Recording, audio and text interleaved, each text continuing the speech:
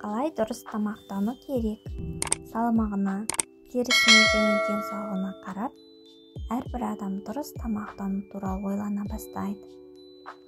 Осы мақаладағы кеңестерді оқи отырып, диетаңызды реттеп, өзіңізді сұлу әрі бақытты сезінетін боласыз.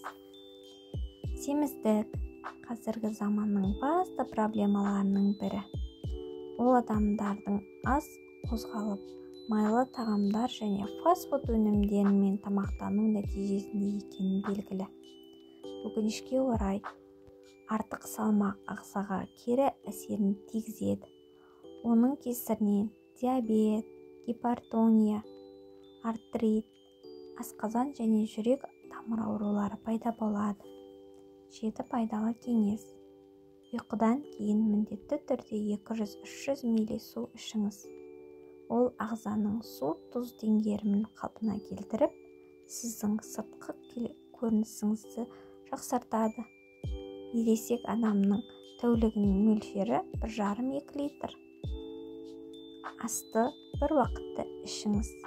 Таңғы асты өткізіп алмаңыз. Бұл өте маңызды.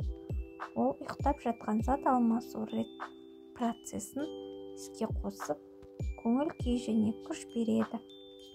Түскі асқа сорпа ішіңіз. Ол ас қорыту және ағзаны қажетті сұйықтықпен қамтамасыз етуге көмектеседі. Тамаққа тойып алып, төсекке бірден жатуға болмайды.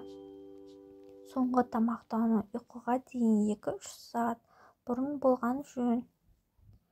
Тамақтану теңгерімді болу керек. Өзіңізді жақсы сезіну үшін организмді ақуыз, майлар, көмірсулар, макро және микро элементтермен қамтамасыз еткен дұрыс. Күнделікті рацион 50% көмірсу, 25% ақуыз және 25% майдан тұру керек. Фастфуд тағамдарынан майонез, соус, колбаса, газдалған және энергетикалық сусындармен аулақ болыңыз.